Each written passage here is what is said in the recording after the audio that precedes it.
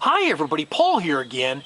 In this video, I'm going to show how to easily fix the rear brake lights on a vehicle if just one side is not working, or if both sides are not working, or if just the high center is not working, also referred to as a third brake light. Okay, honey. As you can see on this particular vehicle, the right side and the high center are not working. And of course, as always, I'll have my assistant Sparky helping me. Isn't that right, buddy? Depending on the make, model, and year, most vehicles will use on the right side, the left side, and on the high center, either one or two brake bulbs. The brake bulbs will always be located behind the red-colored lens. By process of elimination, we'll first determine if it's a bad bulb or if it's not getting voltage.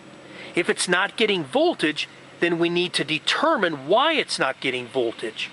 What I'm about to show you will work on any vehicle. Whenever removing or replacing brake bulbs or any automotive bulb, try not to touch the glass itself with your fingers because the salts and oils from your skin can shorten the life of the bulb. If you do touch it, be sure to wipe it clean with acetone, which is the same thing as nail polish remover. For demonstration purposes only, you may see me touch the glass on the bulbs in this video. So the first thing to try when one side is not working is to remove a brake bulb from the side that is working and try it on the side that is not working. If both sides are not working, remove one brake bulb from each side and replace them with new ones. If just the high center is not working, remove one brake bulb and replace it with a new one.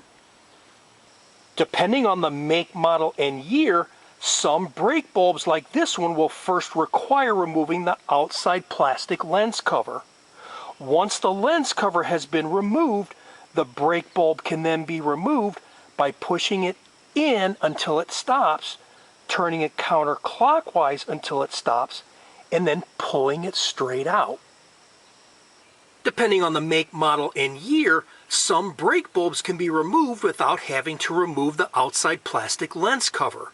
Instead, simply remove the cover located behind the brake bulbs, which will then allow for removal. Some brake bulbs like this one need to be turned approximately 1/4 of an inch counterclockwise until it stops, and then pull it straight out.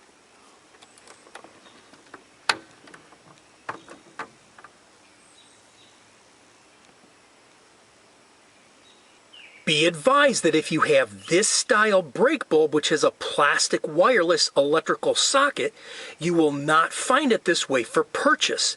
Instead, you'll be purchasing just the brake bulb which removes from the socket.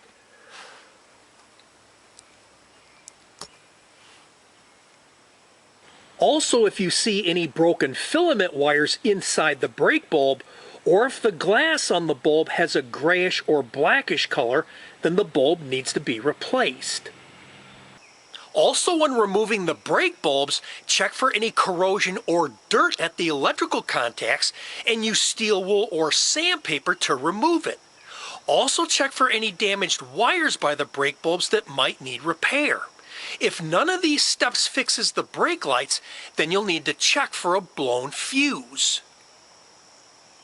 Most vehicles will have two fuse boxes. One will be located under the hood where the engine is located, and one will be located in the dashboard. The fuse box for the brake bulb fuse will usually always be located in the dashboard. The fuse box in the dashboard will usually be located near the steering wheel on either the front of the dashboard or underneath the dashboard behind some kind of cover.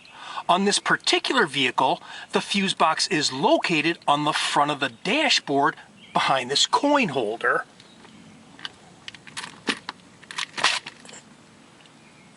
Here's a view of the fuses. You'll more than likely have blade fuses like you see here. Each blade fuse will be labeled with the amperage. The front or back side of the fuse box cover will have a label showing what each fuse is for. The brake bulbs may have a separate fuse for the right side, a separate fuse for the left side, and a separate fuse for the high center. However, you may also have just one fuse for all of the brake bulbs like this vehicle. As you can see, it's labeled stop, located right here, which is a 20 amp fuse. If a vehicle uses one fuse for all of the brake bulbs like this vehicle, and some of the brake bulbs on the right, left, or high center are still working, then the fuse is good and there's no need to check the fuse. However, if you have separate fuses for the right, left, and high center brake bulbs, then you'll need to check them, which you can do in one of two ways. The easiest way to remove a blade fuse is to use a special blade fuse tool like you see here. You can purchase these at auto parts stores, or you may already have one located inside the engine compartment fuse box or the fuse box cover. You can also use pliers to remove the fuse. The way to use the blade fuse tool is to push it down over the fuse until it stops, and then squeeze on the end of the blade fuse tool while pulling straight up and wiggling back and forth from side to side.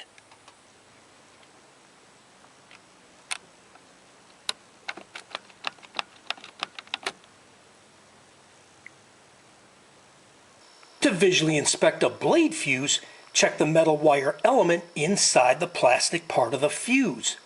A blown fuse will have a broken melted wire element with a gap which might appear dark, metallic, brown, cloudy, or black. The fuse on the left is good and the fuse on the right is blown. A much faster, easier way of checking a blade fuse is to use a digital multimeter like you see here. Place the digital multimeter on the continuity setting, which will have an arrow and a plus sign and a volume symbol. Touch the two probes together to make sure that the digital multimeter continuity setting is working, which will make a beep sound. Place the two test probes on the two metal contacts located on top of the blade fuse. This fuse is good. So by process of elimination, if it's not a bad brake bulb and it's not a bad fuse, then it's usually always a bad brake light switch, also referred to as a stop lamp switch. The brake light switch will be located by the brake pedal.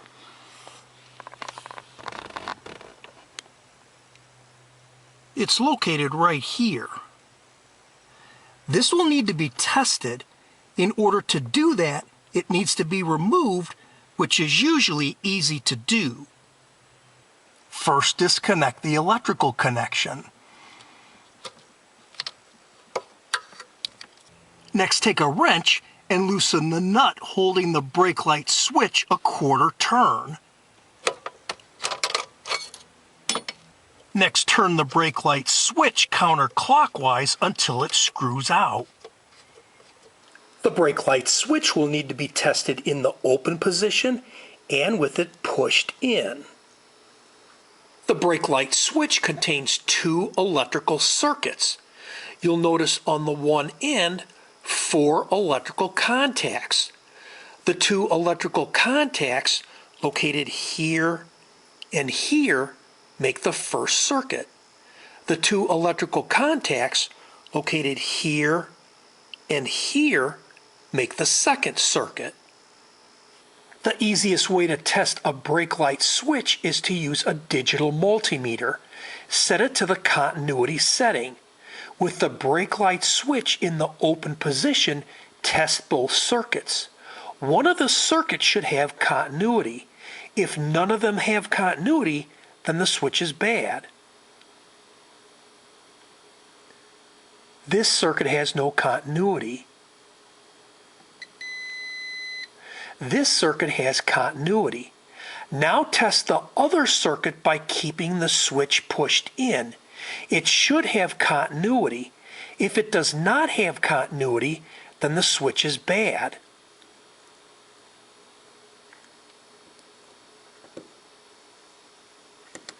This circuit is bad, so this brake light switch has a partial failure, which is what's causing some of the brake lights not to work, so we'll need to replace it.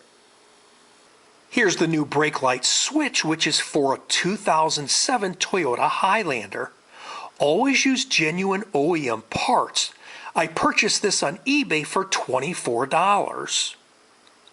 Once you start screwing in the new brake light switch, continue to turn it in until the switch on the end pushes in all the way and then stop turning it. Next, snug down the nut, reconnect the electrical connection, and you're done.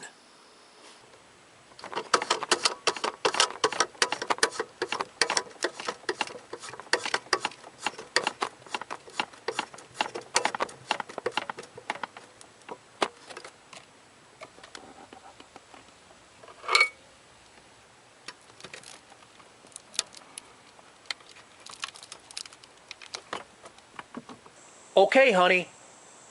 As you can see, all the brake lights are now working. I also had to replace the brake bulb on the high center. Lastly, I want to show you one more thing that can happen to your brake lights which most people are unaware of. This is a condition that occurs when both circuits on the brake light switch fail. In order to simulate the failure of both circuits on the brake light switch, I'll disconnect the brake light switch electrical connection. The brake light switch has now been disconnected. Okay, honey. As you can see, none of the brake lights are working. Now watch what happens when I go to take the vehicle for a drive.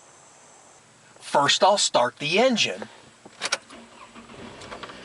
Next, I'll push the brake pedal down and put it into drive.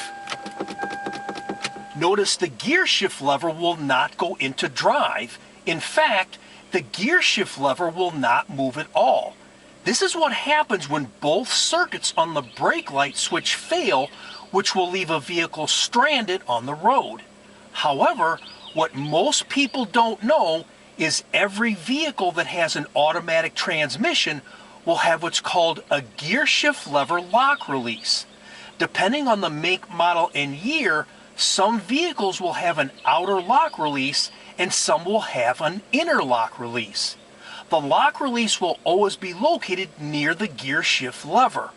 Always be sure to first push down on the brake pedal before pushing down on the lock release so that the vehicle does not roll. Here's an example of an outer lock release lever which will have a cover over the release. The cover will have a slot so that you can remove it.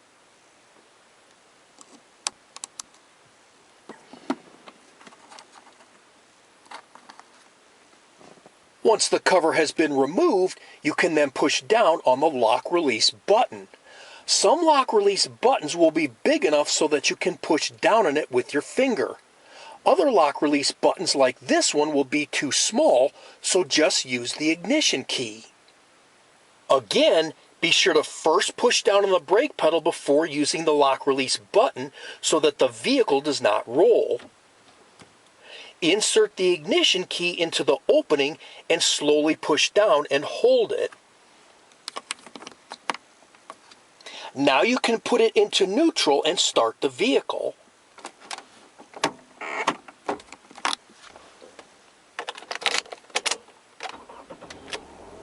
Now you can put it into drive and safely drive the vehicle. Be advised that once you put the vehicle back into park, you'll need to repeat this procedure. Unfortunately, I do not have a vehicle with an internal lock release to give you a demonstration. However, I can tell you, simply pry open and lift up on the cover that surrounds the gear shift lever. This will then allow you to gain access to the inside where you'll find the lock release. The lock release will need to be held either forward or backward in order to move the gear shift lever. The lock release may be white, yellow, pink, or some other color. The lock release can be moved while the engine is on or off. Again, be sure to first push down on the brake pedal before using the lock release.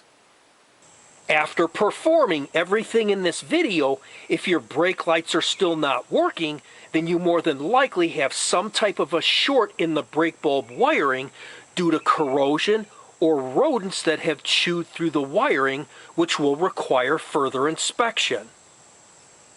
I hope you found this helpful, and if you like this video, please hit the like button below, share it with your friends, and please be sure to subscribe. God bless you and have a great day. Bye for now. And while you guys are working on your cars, I'll be trying to set a new world record standing on my hat.